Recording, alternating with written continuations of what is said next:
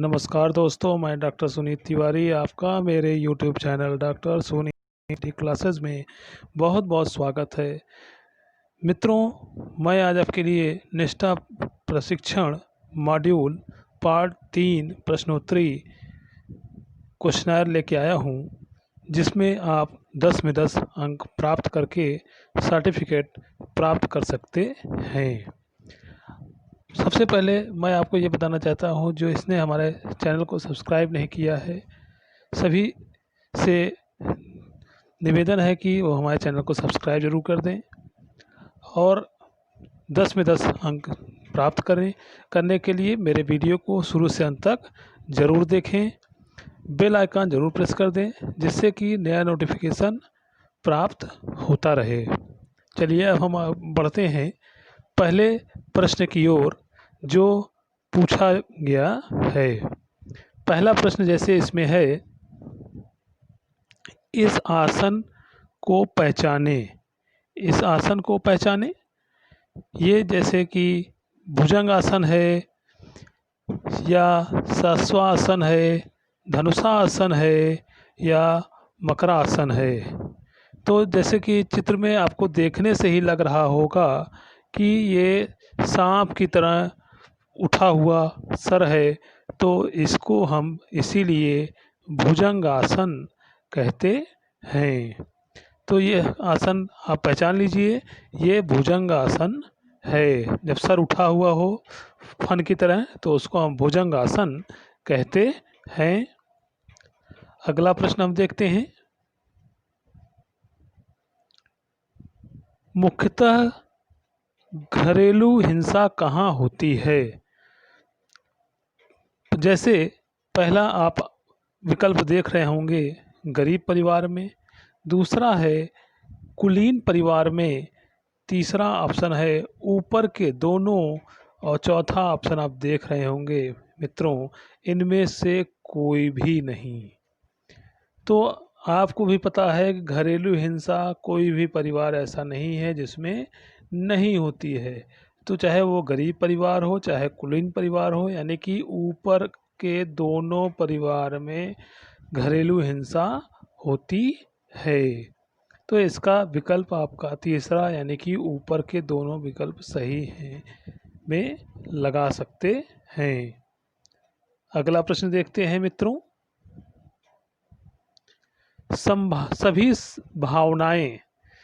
सभी भावनाएं आगे आप देख रहे होंगे, खाली स्थान बना हुआ है, उसमें आपको भरना है।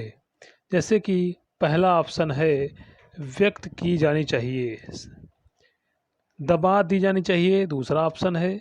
तीसरा ऑप्शन है अच्छे भाव छुपाने एवं बुरे भाव व्यक्त करने चाहिए। चौथा ऑप्शन देख रहे होंगे, बुरे भाव छुपाने एवं अच्छे भाव व्यक्त करने चाहिए। तो हमारे हिसाब से इसमें जो आपका आंसर होगा, सभी भावनाएं व्यक्त की जानी चाहिए, यानी कि पहला विकल्प आपका बिल्कुल सही है। जो भी मन में आए हमेशा उसको व्यक्त करना चाहिए, कभी भी उसको दबा के नहीं रखना चाहिए। जब दबाएंगे तो हमेशा क्या होता है, ब्लास्ट हो जाएगा। तो इसीलिए जो भी मन में आए उसको बता बिल्कुल देना चाहिए। तो सभी भावनाएं व्यक्त की जानी चाहिए। अगला प्रश्न देखते हैं मित्रों। किस आसन में बाहें ऊपर की ओर खिंची होती हैं? जैसे कि पहला ऑप्शन आपका है हस्तोत्तानासन, दूसरा है शलभासन, तीसरा है धनुरासन, चौथा है मकरासन। अब किस आसन में बाहें ऊपर खिंची हुई, मतलब खिंची हुई यानी कि तनी हुई होनी चाहिए। उसमें जैसे कि हाथ हस्तो यानी कि हाथ, हस्तोना आसन, यानी कि विकल्प आपका पहला बिल्कुल सही है। शलभानासन आपको पता है, धनुरासन यानी कि धनुष के आकार का होना चाहिए, मकरासन यानी कि मयूर। तो इस तरह यानी कि पहला विकल्प आपका बिल्कुल सही है। किस आसन में बाहें ऊपर की ओर खिंची होती हैं? तो हस्तोना आसन। अगला प्रश्न देखते हैं मित्रों। संतुलित आहार से क्या तात्पर्य है?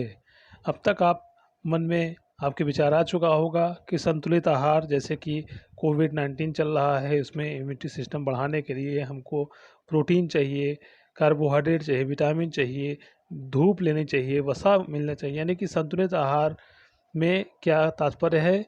पहला जैसे आपका ऑप्शन है, उचित अनुपात में प्रोटीन, कार्बोहाइड्रेट, वसा, विटामिन का समावेश। दूसरा है वसा और कार्बोहाइड्रेट का समावेश। तीसरा है विटामिन और खनिज।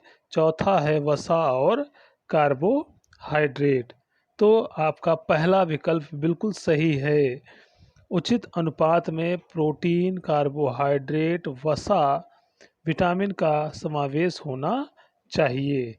तो पहला ऑप्शन आपका, यानी कि संतुलित आहार में हर चीज़ उचित मात्रा में हो, अनुपात में होना, विटामिन भी रहे, प्रोटीन भी रहे, कार्बोहाइड्रेट भी रहे, और इन सब के साथ साथ मिनरल्स का भी समावेश होता है। आगे हम बढ़ते हैं अगले प्रश्न की ओर मित्रों।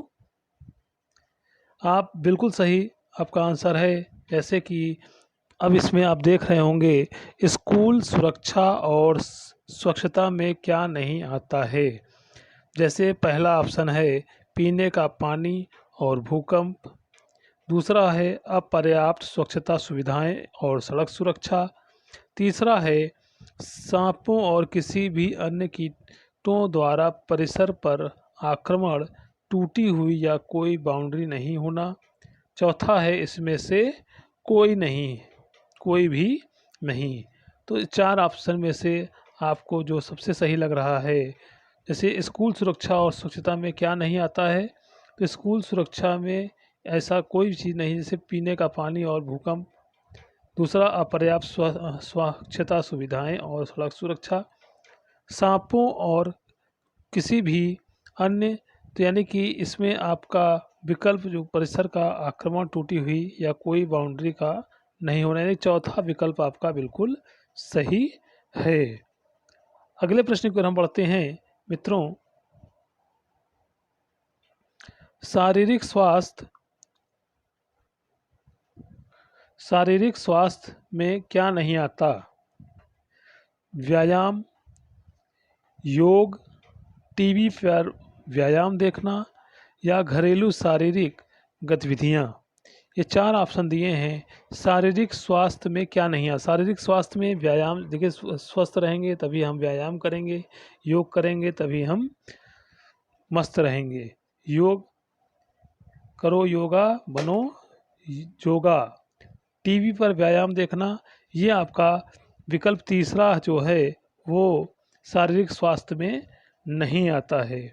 घरेलू शारीरिक गतिविधियाँ, घर पे भी जो हम काम करते हैं उसमें हमारे हाथ पैर अगर चलते हैं तो वो भी हमारे व्यायाम के अंतर्गत आते हैं। तो इसमें जो आपका आंसर होगा टीवी पर व्यायाम देखना, ये आपके शारीरिक स्वास्थ्य में नहीं आता है।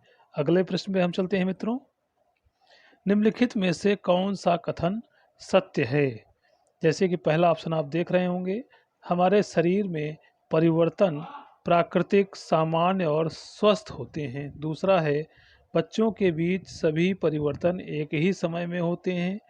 तीसरा है शारीरिक परिवर्तन हमेशा मानसिक सामाजिक परिवर्तनों से पहले होते हैं। चौथा है बच्चे कभी तनाव महसूस नहीं करते हैं।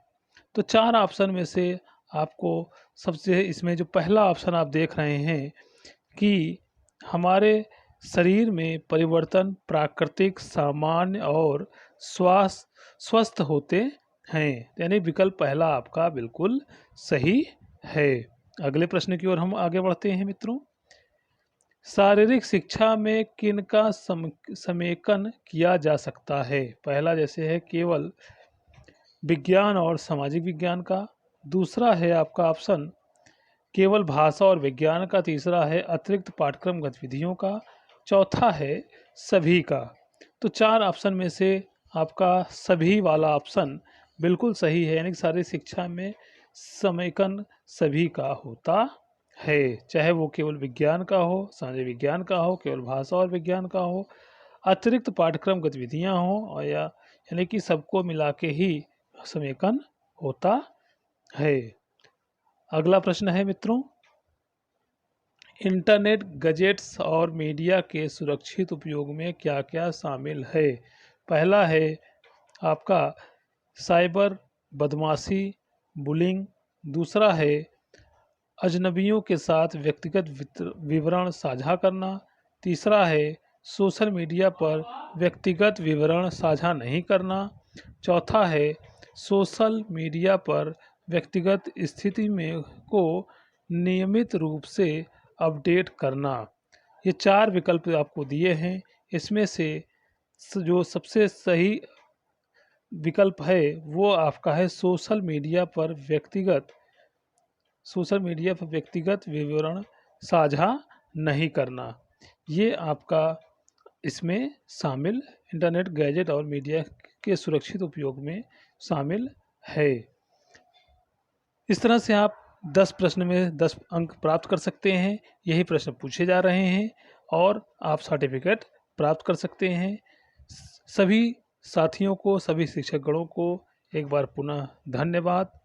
और हमारे चैनल को जिसने अभी तक सब्सक्राइब नहीं किया है, बिल्कुल सब्सक्राइब कर दें। बेल आइकन ज़रूर दबा दें जिससे कि नया नोटिफिकेशन